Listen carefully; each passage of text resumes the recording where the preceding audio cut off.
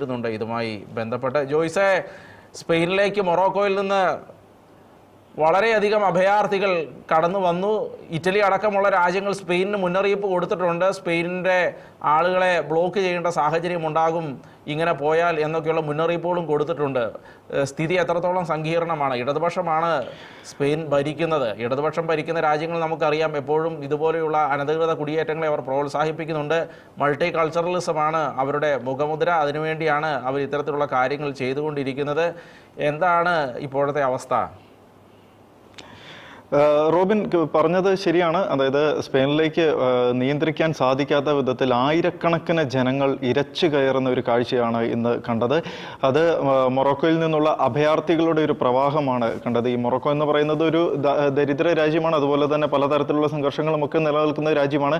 എങ്കിൽ പോലും മറ്റ് യുദ്ധങ്ങളോ കാര്യങ്ങളോ ഒന്നും നിലവിൽ നടക്കുന്നില്ലാത്ത, അല്ലെങ്കിൽ ഇപ്പോഴത്തെ ഈ ഒരു സാഹചര്യത്തിൽ നടക്കുന്ന വലിയൊരു സംഘർഷാവസ്ഥ ഇല്ലാത്തൊരു രാജ്യമാണ്. എന്നിട്ടും അവിടെ നിന്ന് വലിയ തോതിലുള്ള ഒരു അഭയാർത്ഥി പ്രവാഹം ഉണ്ടാവുകയും സ്പെയിൻ അതിനെ ഇരുകൈ നീട്ടി സ്വീകരിക്കുന്ന കാര്യങ്ങളിലേക്കൊക്കെ എത്തുകയും ചെയ്യുമ്പോൾ അത് എത്രത്തോളം ഭയപ്പെടുത്തുന്നുണ്ട്, അല്ലെങ്കിൽ യൂറോപ്പിന്റെ ഇപ്പോഴത്തെ ഒരു അവസ്ഥ എത്രത്തോളം ഭയപ്പെടുത്തുന്നതാണ് എന്നതിൻ്റെ യഥാർത്ഥ ഒരു നേർചിത്രമാണ് ഇന്ന് നമ്മൾ സോഷ്യൽ മീഡിയ വഴിയും മറ്റ് ന്യൂസ് ചാനലുകൾ വഴിയൊക്കെ നമ്മൾ കണ്ടത്. നമുക്കറിയാം, ഏറ്റവും പ്രധാനപ്പെട്ട ഒരു വിഷയമെന്ന് പറയുന്നത് ഇതിന് കഴിഞ്ഞ കാലങ്ങളിലൊക്കെ നമ്മൾ ചർച്ച ചെയ്ത വിഷയമാണ് UK-യുടെ ഒരു അവസ്ഥ. ഈ ഫ്രാൻസിൽ ഏതുവിധേനയും ഫ്രാൻസിൽ എത്തിയതിനു ശേഷം ഇംഗ്ലീഷ് ചാനൽ കടന്ന് UK-യിൽ എത്തുന്ന ആർക്കും അവിടെ പൗരത്വം നേടാൻ സാധിക്കുന്ന തരത്തിലേക്കൊക്കെ ആയിരുന്നു ആദ്യ കാലഘട്ടങ്ങളിൽ UK-യുടെ ഒരു നിയമം നിലനിന്നിരുന്നത്. അപ്പോൾ ഈ ഒരു നിയമം ചൂഷണം ചെയ്തുകൊണ്ട് നിരവധി ആളുകളാണ് ലോകത്തിന്റെ പല കോണുകളിൽ നിന്നും ഏതു വിധേനയും ഇംഗ്ലീഷ് ചാനൽ കടന്നായാലും ശരി, നീന്തിയായാലും ശരി, അല്ലെങ്കിൽ ഈ ബോട്ടുകൾ, റബ്ബർ ബോട്ടുകളിലൊക്കെ ആയാലും ശരി, ഈ UK-യുടെ തീരങ്ങളിലേക്ക് എത്താൻ വേണ്ടിയിട്ട് ശ്രമിച്ചുകൊണ്ടിരുന്നത്. അതിൻ്റെ ഒരു പരിണിത ഫലമായിട്ട് UK സൂര്യൻ അസ്തമിക്കാത്ത സാമ്രാജ്യം എന്നൊക്കെ ഒരു കാലത്ത് വിശേഷിപ്പിച്ചിരുന്ന, അല്ലെങ്കിൽ കിരീടം വെച്ച രാജാക്കന്മാരുടെ ഒരു സാമ്രാജ്യം എന്നൊക്കെ വിശേഷിപ്പിച്ചിരുന്ന ബ്രിട്ടന്റെ ഇപ്പോഴത്തെ ഒരു അവസ്ഥ, ബ്രിട്ടന്റെ ഇപ്പോഴത്തെ ഒരു തകർച്ചയുടെ ഒരു കാരണം അതായിരുന്നുവെന്ന് നമ്മുടെ നേർ ചിത്രമായിട്ട് നമ്മൾ മുന്നിൽ കണ്ട ഒരു കാര്യം തന്നെയാണ്. ഈ കഴിഞ്ഞ കാലഘട്ടങ്ങളിലൊക്കെ സംഭവിച്ച കാര്യമാണ്. അതിൻ്റെ ഒരു പരിണിത ഫലമായിട്ട് UK-യുടെ ഒരു കൾച്ചർ തന്നെ പൂർണ്ണമായിട്ടും തകർത്ത് തരിപ്പണമാകുന്ന ഒരു അവസ്ഥയിലേക്ക് എത്തിയതും അവിടുത്തെ തദ്ദേശീയരായിട്ടുള്ള ജനങ്ങൾ അതിനെതിരെ, ഈ അഭയാർത്ഥി പ്രവാഹത്തിനെതിരെയായിട്ട് വളരെ ശക്തമായിട്ടുള്ള പ്രതിഷേധം ഉയർത്തിപ്പിടിച്ചുകൊണ്ട് തെരുവുകളിൽ ഇറങ്ങുന്ന കാഴ്ചയും അതിനെ തുടർന്ന് അവിടുത്തെ പ്രധാനമന്ത്രി രാജിവെക്കുന്ന കാഴ്ചയും, കീർ സ്റ്റാർമർ രാജിവെക്കുന്ന കാഴ്ചയും ഒക്കെ നമ്മൾ കണ്ടതാണ്. അപ്പോൾ അതേപോലെ ഒരു സാഹചര്യമാണ് ഇപ്പോൾ സ്പെയിനിലും രൂപപ്പെട്ടിരിക്കുന്നത്. പക്ഷേ ഇത്രയും മാസീവായിട്ട്, അതായത് ഒറ്റ ദിവസം കൊണ്ട് ഇത്രയും അധികം ആളുകൾ ഈ സ്പെയിനിന്റെ അതിർത്തി കടന്ന് വരുന്നത് ഇത് ആദ്യമായിട്ടാണ് എന്നാണ് റിപ്പോർട്ടുകൾ സൂചിപ്പിക്കുന്നത്. ആയിരക്കണക്കിന് ആളുകളാണ്, നമുക്ക് ഇതിന്റെ വിഷ്വൽസ് കാണുകയാണെങ്കിൽ നമുക്ക് മനസ്സിലാക്കാൻ സാധിക്കും, ആയിരക്കണക്കിന് ആളുകളാണ് ഒരേ സമയം അതിർത്തി വേലികൾ ചാടിക്കടന്നും അതുപോലെ മറ്റ് പല വിധേനയും കടൽ നീന്തിക്കടന്നുമൊക്കെ ആയിട്ട് എത്തുന്നത്. അതിൽ നിരവധി പേർക്ക് മരണം സംഭവിച്ചിട്ടുണ്ട്. എങ്കിൽ പോലും ആയിരക്കണക്കിന് ആളുകൾ ഒരേ സമയത്ത് വന്നു കഴിഞ്ഞപ്പോൾ അവിടെ സുരക്ഷാ ഉദ്യോഗസ്ഥർക്ക് ഇവരെ തടയാൻ സാധിക്കാതെ വരികയും ഇവർ ഇരച്ചു കയറുന്ന ഒരു കാഴ്ചയിലേക്ക് കാര്യങ്ങൾ എത്തുകയും ചെയ്തു എന്നതാണ് യാഥാർത്ഥ്യം. അത് ഇറ്റലി അടക്കമുള്ള, ഇപ്പോൾ താങ്കൾ സൂചിപ്പിച്ചപ്പോൾ, റോബിൻ സൂചിപ്പിച്ചതുപോലെ ഇറ്റലി അടക്കമുള്ള പല രാജ്യങ്ങളും, പല യൂറോപ്യൻ രാജ്യങ്ങളും മുന്നറിയിപ്പ് നൽകിയിട്ടുണ്ട്. അതിൽ ഡൊണാൾഡ് ട്രംപ്, നമുക്കറിയാം, ഡൊണാൾഡ് ട്രംപ് UK-ക്ക് ഒരു മുന്നറിയിപ്പ് നൽകിയിരുന്നു. വരും കാലഘട്ടങ്ങളിൽ അമേരിക്ക ഒരു പക്ഷേ യുദ്ധം ചെയ്യാൻ പോകുന്നത് UK-യുമായിട്ട്, ബ്രിട്ടനുമായിട്ടായിരിക്കും യുദ്ധം ചെയ്യാൻ പോകുന്നത് എന്നുള്ള ഒരു മുന്നറിയിപ്പ് നൽകിയിരുന്നു. അതേപോലെ തന്നെ ഒരു മുന്നറിയിപ്പ് ഇപ്പോൾ മറ്റ് രാജ്യങ്ങൾ നൽകിയിരിക്കുകയാണ്. ഇതുപോലെ ഒരു അഭയാർത്ഥി പ്രവാഹം ഉണ്ടാവുകയും സ്വന്തം രാജ്യത്ത് സ്പെയിനിൽ ഇപ്പോൾ പലതരത്തിലുള്ള പ്രശ്നങ്ങൾ കൈവിട്ടു പോവുകയും ചെയ്തു കഴിഞ്ഞാൽ അവിടെ നിന്നുള്ള ആളുകളെ സ്വീകരിക്കാൻ മറ്റ് യൂറോപ്യൻ രാജ്യങ്ങൾ മടി കാണിക്കും. മറ്റ് യൂറോപ്യൻ രാജ്യങ്ങളിലേക്ക് ഈ സ്പെയിനിൽ നിന്നുള്ള, അതായത് ചില രാജ്യങ്ങൾക്ക് ഓണറൈവൽ വിസ പോലുള്ള സൗകര്യങ്ങൾ ഏർപ്പെടുത്തിയിട്ടുണ്ട്. അപ്പോൾ അത്തരം സൗകര്യങ്ങൾ ദുരുപയോഗം ചെയ്തുകൊണ്ട് ഈ അഭയാർത്ഥി കൂട്ടം അവിടെ എത്തുവാനും അവിടെ മറ്റ് പ്രശ്നങ്ങൾ അഴിച്ചുവിടുവാനും മറ്റൊരു അജണ്ടയിലേക്ക് കാര്യങ്ങൾ എത്തുവാനുമുള്ള ഒരു സംശയം നിലനിൽക്കുന്നുണ്ട്. അതുകൊണ്ട് തന്നെ വിസ നിയന്ത്രണം പോലുള്ള നിയന്ത്രണങ്ങൾ ഇനി കടുപ്പിക്കുമെന്നുള്ള മുന്നറിയിപ്പുമായിട്ട് പല രാജ്യങ്ങളും മുന്നോട്ട് വരുന്നു. അതിൽ ഏറ്റവും പ്രധാനപ്പെട്ട ഒരു രാജ്യമാണ് ഇപ്പോൾ നമ്മൾ സൂചിപ്പിച്ച ഇറ്റലി എന്ന് പറയുന്നത്. അതുപോലെ അതുപോലെ മറ്റൊരു പ്രധാനപ്പെട്ട വിഷയം എന്ന് പറയുന്നത് ഈ അഭയാർത്ഥികൾ അവിടെ എത്തിക്കഴിഞ്ഞപ്പോൾ തന്നെ അവിടെ അടിയന്തരാവസ്ഥ പ്രഖ്യാപിക്കുന്ന കാര്യങ്ങളിലേക്കൊക്കെ അവിടുത്തെ ഒരു സാഹചര്യം എത്തി എന്നാണ് നമുക്ക് മനസ്സിലാക്കാൻ സാധിക്കുന്നത്. അതായത് സ്ഥിതിഗതികൾ കൈവിട്ടു പോയതോടെ ആ പ്രദേശം ഭരണകൂടം ദേശീയ അടിയന്തരാവസ്ഥ പ്രഖ്യാപിച്ചിരിക്കുകയാണ് ആ ഒരു മേഖലയിൽ നിന്നാണ് മനസ്സിലാക്കാൻ സാധിക്കുന്നത്. അത് ശരിക്കും മറ്റൊരു പ്രധാന വിഷയം എന്ന് വെച്ചാൽ ഈ അഭയാർത്ഥികൾക്ക് ഇപ്പോൾ നിലവിൽ അഭയാർത്ഥികൾക്ക് ഏറ്റവും പെട്ടെന്ന് പൗരത്വം നേടാൻ സാധിക്കുന്ന അല്ലെങ്കിൽ PR നേടാൻ സാധിക്കുന്ന ഒരു രാജ്യമാണ് സ്പെയിൻ എന്ന് പറയുന്നത്. അവിടെ എത്തി നിങ്ങൾക്ക് ഏതെങ്കിലും തരത്തിലുള്ള ഒരു ജോലി ലഭിക്കുകയാണെങ്കിൽ തീർച്ചയായിട്ടും അത് നിങ്ങൾ വന്ന വഴിയോ അല്ലെങ്കിൽ അഭയാർത്ഥികൾ അവിടെ എത്തിയ വഴിയോ നിങ്ങളുടെ ബാക്ക്ഗ്രൗണ്ടോ പശ്ചാത്തലമോ കാര്യങ്ങളോ ഒന്നും പരിശോധിക്കാതെ തന്നെ വളരെ എളുപ്പത്തിൽ അവിടെ പൗരത്വം ലഭിക്കുന്ന ഒരു നിയമമാണ് നിലനിൽക്കുന്നത്. അതുകൊണ്ട് തന്നെ ആകാം ഇത്രയും മാസീവായിട്ടുള്ള ഒരു പ്രവാഹം അങ്ങോട്ട് ഉണ്ടാവുന്നതെന്നാണ് നമുക്ക് മനസ്സിലാക്കാൻ സാധിക്കുന്നത്. ഏതായാലും സ്പെയിനിന്റെ വരും കാലഘട്ടങ്ങളിലെ ഒരു അവസ്ഥ എന്തായിരിക്കുമെന്ന് നമുക്ക് ഊഹിക്കാവുന്നതേ ഉള്ളൂ. ഇപ്പോൾ ഈ യൂറോപ്യൻ രാജ്യങ്ങളിൽ നമ്മൾ കണ്ടു കഴിഞ്ഞ അല്ലെങ്കിൽ നമ്മുടെ കൺമുന്നിൽ നടന്നുകൊണ്ടിരിക്കുന്ന പല പ്രശ്നങ്ങളും അഭയാർത്ഥി പ്രവാഹത്തെ തുടർന്ന് ഉണ്ടായ പ്രശ്നങ്ങളാണ്. തീവ്രവാദ ആക്രമണങ്ങളായാലും ശരി, അവിടുത്തെ തദ്ദേശീയരായിട്ടുള്ള ജനങ്ങളെ ആക്രമിക്കുന്ന തരത്തിലേക്ക് കാര്യങ്ങൾ എത്തുന്നതായാലും ശരി, ക്രിസ്മസ് മാർക്കറ്റുകളിലെ വാഹന ഇടിച്ചു കയറ്റിയുള്ള ആക്രമണങ്ങളായാലും സ്ഫോടനം നടത്തിയുള്ള ആക്രമണങ്ങളായാലും കത്തിക്കുത്ത് ആക്രമണങ്ങളായാലും ശരി, ലോകത്തിന്റെ വിവിധ ഭാഗങ്ങളിൽ നടക്കുന്ന ഇത്തരം ആക്രമണങ്ങളെല്ലാം തന്നെ എത്തുന്നത് ഏതെങ്കിലും ഒരു അഭയാർത്ഥിയിലേക്കായിരിക്കുമെന്നത് ഒരു യാഥാർത്ഥ്യം തന്നെയാണ്. വാർത്തകൾ വിശദമായിട്ട് പരിശോധിക്കുന്നവർക്ക് അത് വ്യക്തമായി മനസ്സിലാവുന്ന ഒരു കാര്യം തന്നെയാണ്. ഈ കഴിഞ്ഞ ആഴ്ചയാണെങ്കിൽ പോലും ജർമ്മനിയിലും അമേരിക്കയിലും ഫ്രാൻസിലും ഒക്കെ ഗർഭിണികളെ പോലും പിന്തുടർന്ന് കത്തിക്കുത്ത് നടത്തുന്ന തരത്തിലേക്ക് അഭയാർത്ഥികൾ എത്തിയിരുന്നു. അപ്പോൾ അത് ശരിക്കും വലിയൊരു അരാജകത്വമാണ് ലോകത്ത് സൃഷ്ടിച്ചുകൊണ്ടിരിക്കുന്നതെന്ന് നിസ്സംശയം പറയാൻ സാധിക്കും. അപ്പോൾ ഇനി വരും കാലഘട്ടങ്ങളിൽ സ്പെയിനിന്റെ അവസ്ഥ എന്താകും? ഇത്രയും ആളുകൾ ഒരുമിച്ച് അങ്ങോട്ട് കയറുമ്പോൾ സ്പെയിൻ അത് ഏത് രീതിയിൽ മാനേജ് ചെയ്യും എന്നുള്ളത് വലിയൊരു സംശയമായി തന്നെ നിലനിൽക്കുകയാണ്. കാരണം നിലവിൽ തന്നെ ഇപ്പോൾ ഈ ഇത്രയും ജനങ്ങൾ അവിടെ എത്തുന്നതിന് മുൻപ് തന്നെ സ്പെയിനിന് താങ്ങാൻ കഴിയുന്നതിനപ്പുറം അഭയാർത്ഥികൾ ഉണ്ടായിരുന്നു അവിടെ. അതിനെ തുടർന്ന് പല പ്രദേശങ്ങളിലും പല പ്രശ്നങ്ങളും രൂപപ്പെടുന്ന സാഹചര്യം ഉണ്ടായിരുന്നു. അതിനോടൊപ്പമാണ് ഇതുപോലെ ആയിരക്കണക്കിന് ആളുകൾ കുതിച്ചെത്തുന്ന ഒരു കാഴ്ച നമുക്ക് കാണാൻ സാധിക്കുന്നത്. അപ്പോൾ ഇവരെ എല്ലാം എങ്ങനെ കൈകാര്യം ചെയ്യും, അല്ലെങ്കിൽ പ്രശ്നമുണ്ടാക്കുന്നവരും പ്രശ്നമുണ്ടാക്കാത്തവരും എങ്ങനെ സ്പെയിൻ വേർതിരിച്ച് കണ്ടുപിടിക്കും, ഇവരെ എങ്ങനെ ഡീപ്പോർട്ട് ചെയ്യും, ഇതൊക്കെ ഇനി വലിയൊരു പ്രശ്നമായിട്ട് അല്ലെങ്കിൽ വലിയൊരു ചോദ്യചിഹ്നമായിട്ട് ഇപ്പോൾ നിലനിൽക്കുകയാണ്. സ്പെയിനിലെ അവിടുത്തെ തദ്ദേശീയരായിട്ടുള്ള ജനങ്ങൾക്ക് അതൊരു വലിയൊരു ഭീഷണിയാണ്. അവിടുത്തെ സ്വത്തുവകകൾക്ക് അതൊരു വലിയൊരു ഭീഷണിയാണ്. അവിടുത്തെ സമാധാനത്തിന് അതൊരു വലിയ ഭീഷണിയാണ്.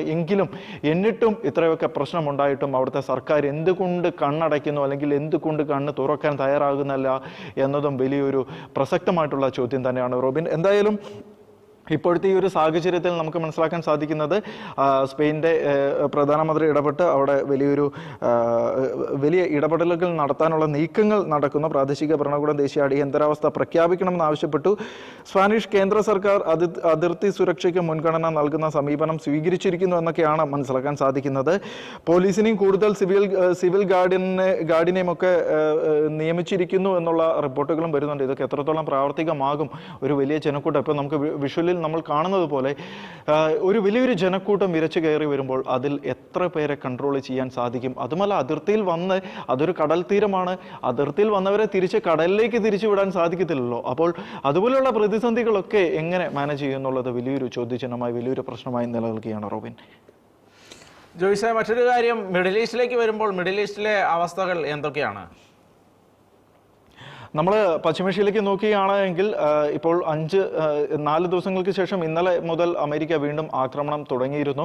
അതിനുശേഷം ഇറാന്റെ ഭാഗത്ത് നിന്ന് ഈ 4 ദിവസം ഈ ഒരു ഇടവേള ഉണ്ടായിരുന്ന ആ ഒരു 4 ദിവസവും ശക്തമായിട്ടുള്ള ആക്രമണം ഇറാന്റെ ഭാഗത്തു നിന്നുണ്ടായിരുന്നു. അമേരിക്ക പക്ഷേ ആ 4 ദിവസങ്ങളിൽ ഒരു ബ്രേക്ക് എടുത്തിരുന്നു. വ്യക്തമായിട്ടുള്ള ചർച്ചകൾ നടക്കുന്നുണ്ട്. ആ ചർച്ചയിൽ ഒരു തീരുമാനം ഉണ്ടാക്കാൻ സാധിക്കുമോ എന്ന് നോക്കാമെന്നുള്ള നിലപാടിലായിരുന്നു അമേരിക്ക ഉണ്ടായിരുന്നത്. പക്ഷെ അതിനുശേഷം വീണ്ടും ഒരു ആക്രമണം അല്ലെങ്കിൽ വീണ്ടും ശക്തമായിട്ടുള്ള ആക്രമണം ഇറാനിലേക്കും ഇറാഖിലേക്കും തുടരുന്ന ഒരു കാഴ്ചയാണ് നമ്മൾ ഇന്നലെ കണ്ടത്. ഇന്നും അതിന് ഒരു കുറവില്ലാത്ത രീതിയിൽ അമേരിക്കയുടെ ഭാഗത്തു നിന്ന് വളരെ ശക്തമായിട്ടുള്ള ആക്രമണങ്ങൾ നടക്കുന്നു എന്നുള്ള റിപ്പോർട്ടുകൾ പുറത്തു വരുന്നുണ്ട്. അതുപോലെ ഈജിപ്തിലെ സൂയസ് കനാലിന് സമീപമുള്ള ഡാമിയേറ്റ തുറമുഖത്ത് ഡ്രോൺ ആക്രമണം നടന്നിരിക്കുന്നു എന്നുള്ള ഒരു റിപ്പോർട്ട് വരുന്നുണ്ട്. ചെങ്കടൽ നമുക്കറിയാം, ചെങ്കടൽ ഈ കഴിഞ്ഞ ദിവസങ്ങളിലൊക്കെ ആക്രമണം നടന്ന ഒരു പ്രദേശമാണ് ചെങ്കടൽ. അതുപോലെ ഹോർമൂസിൽ ഓൾറെഡി ഒരു സംഘർഷാവസ്ഥ നിലനിൽക്കുന്ന പ്രദേശമാണ്. ഉക്രൈൻ്റെ സമീപ സമീപത്തുള്ള ബ്ലാക്ക് സീ പോലുള്ള പ്രദേശങ്ങളിലൊക്കെ സംഘർഷം നടക്കുന്നുണ്ട്. അതുപോലെ ഇപ്പോൾ സൂയസ് കനാലിന് സമീപത്ത് ഡ്രോൺ ആക്രമണം ഉണ്ടായിരിക്കുന്നത് 2 ഗ്യാസ് ടാങ്കറുകൾക്ക് തീ പിടിച്ചിരിക്കുന്നു എന്നാണ് മനസ്സിലാക്കാൻ സാധിക്കുന്നത്. ഇത് ആഗോള കപ്പൽ ഗതാഗതത്തിന് ഊർജ്ജ വിതരണത്തിന് പുതിയ തരത്തിലൊരു വലിയൊരു ഭീഷണിയിലേക്കാണ് കാര്യങ്ങൾ എത്തുന്നത്. അതായത് കുറഞ്ഞ ചിലവിൽ ലോകത്ത് നടക്കുന്ന എല്ലാ ചരക്ക് ഗതാഗതത്തെയും ബാധിക്കുന്ന തരത്തിലേക്ക് യുദ്ധങ്ങൾ നീളുന്നു എന്നതിന് ഏറ്റവും പുതിയൊരു ഉദാഹരണമാണ് ഈ സൂയസ് കനാലിൽ നടന്ന ഡ്രോൺ ആക്രമണം. ഇതിന്റെ ഉത്തരവാദിത്തം ശരിക്കും ഇതുവരെ ആരും ഏറ്റെടുത്തിട്ടില്ല എന്നാണ് പറയുന്നത്. എങ്കിൽ പോലും അത് ഈ ഹൂതികളുടെയും അതുപോലെ ഇറാന്റെയും ഒക്കെ ഭീഷണി നിലനിൽക്കുന്ന ഒരു പ്രദേശം കൂടിയാണ്. അതുകൊണ്ട് ആരായിരിക്കും ഇതിന്റെ പിന്നിൽ എന്ന് ഇപ്പോഴും അന്വേഷണങ്ങൾ നടക്കുകയാണ്. സെൻകോമിന്റെയൊക്കെ നിയന്ത്രണത്തിൽ അല്ലെങ്കിൽ സെൻകോമിന്റെയൊക്കെ ഉത്തരവാദിത്വത്തിൽ അവിടെ ഒരു അന്വേഷണം നടക്കുന്നുവെന്നാണ് നമുക്ക് മനസ്സിലാക്കാൻ സാധിക്കുന്നത്. ഈ യുദ്ധം ഇപ്പോൾ ഒരു ആഫ്രിക്കൻ മേഖലയിലേക്ക് കൂടി വ്യാപിക്കുന്നു എന്നുള്ളതിൻ്റെ ഒരു സൂചന കൂടി നമുക്ക് ഈ ഒരു സംഭവം കാണാൻ സാധിക്കും. ഇപ്പോൾ ഈ ചെങ്കടലിൻ്റെ നടന്ന ആ ഒരു സംഘർഷത്തിന് മറുപടിയായിട്ട് സൗദിയിൽ നിന്നും വളരെ ശക്തമായിട്ടുള്ള പ്രത്യാക്രമണം ഉണ്ടായിരുന്നു. അതിനുശേഷം ഇപ്പോൾ ആ ഒരു മേഖല അല്ലെങ്കിൽ സൂയിസ് മേഖലയിൽ റിപ്പോർട്ട് ചെയ്യുന്ന സൂയിസ് കനാലിലൊന്നും ഇതുവരെ ഒരു വലിയൊരു ആക്രമണം ഉണ്ടായതായിട്ട് റിപ്പോർട്ടുകൾ പുറത്ത് വന്നില്ലായിരുന്നുവെങ്കിൽ പോലും ഇത് ആദ്യമായിട്ട് ഇപ്പോൾ ഇങ്ങനെ ഒരു റിപ്പോർട്ട് വന്നിരിക്കുകയാണ്. അവിടെ 2 ടാങ്കറിന് തീപിടിച്ചിരിക്കുന്നു എന്നാണ് മനസ്സിലാക്കാൻ സാധിക്കുന്നത്. അതുപോലെ ജോർദാനിലെ അമേരിക്കൻ കേന്ദ്രങ്ങൾക്ക് നേരെ ഇറാൻ നടത്തിയ ആക്രമണങ്ങൾക്ക് മറുപടിയായി US ശക്തമായിട്ടുള്ള വ്യോമാക്രമണം കഴിഞ്ഞ ദിവസങ്ങളിൽ നടത്തിയിരുന്നു. അത് ഇറാഖിലേക്ക് നടത്തിയിരുന്നു എന്നതും മറ്റൊരു പ്രത്യേകതയാണ്. അതായത് ഇറാഖ് ശരിക്കും യുദ്ധമുഖത്ത് ഇല്ലാത്ത ഒരു രാജ്യമായിരുന്നു.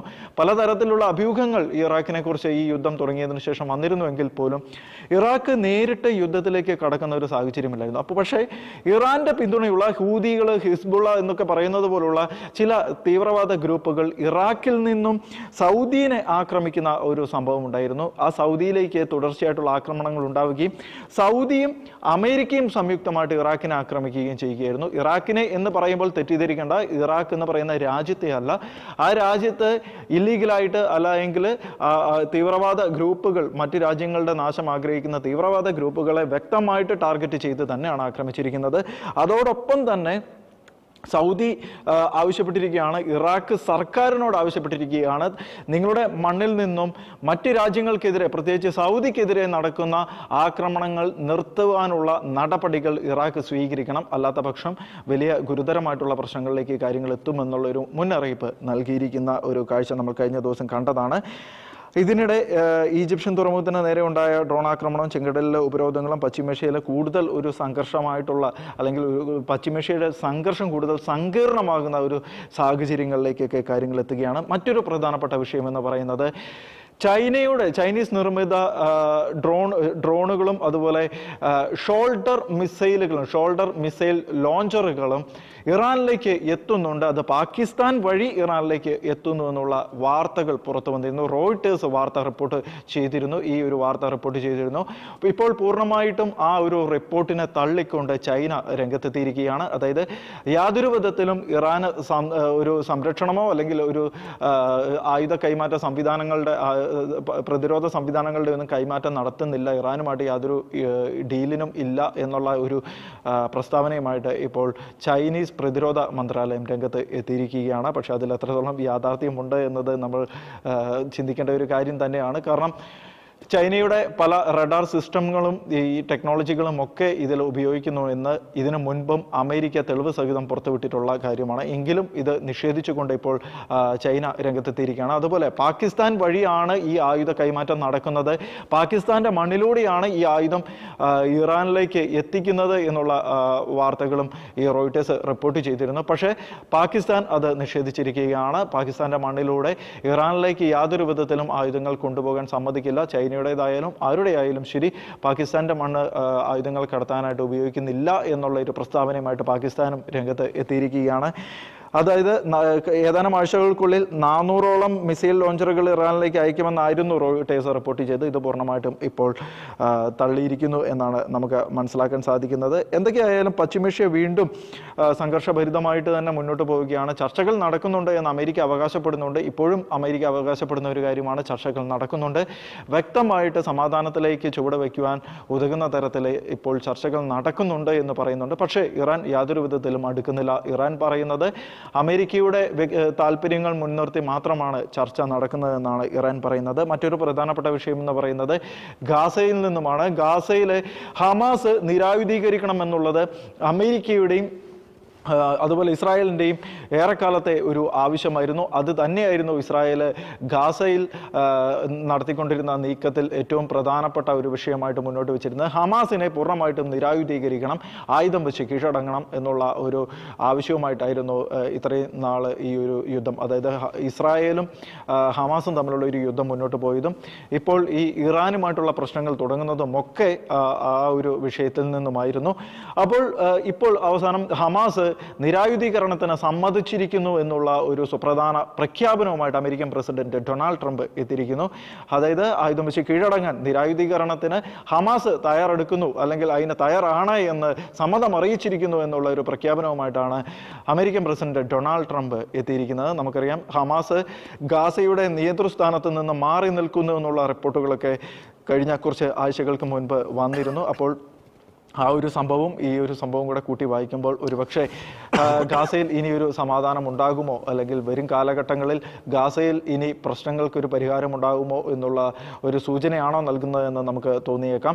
പക്ഷേ മറ്റൊരു പ്രധാനപ്പെട്ട കാരണമെന്ന് പറയുന്ന ഒക്ടോബർ 7-ന് ശേഷം ഹമാസുമായിട്ടുള്ള സംഘർഷത്തിൽ ഹമാസ് വരുത്തി വെച്ച ആ ഒരു വലിയൊരു വിപത്തിന് മറുപടി ഇസ്രായേൽ നൽകിയത് വഴി അവിടെ വലിയൊരു മാലിന്യ കൂമ്പാരമായിട്ടാണ് ഇപ്പോൾ ഗാസ നിലനിൽക്കുന്നത്.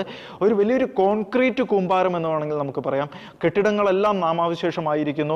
അവിടെ ഇനി ഒരു പുല്ലുപോലും മുളയ്ക്കാത്ത രീതിയിൽ അവിടുത്തെ ആ മണ്ണ് മാറിയിരിക്കുന്നു. ഇതിനെല്ലാം തുടക്കമിട്ടത് ഒക്ടോബർ 7-ആണ്.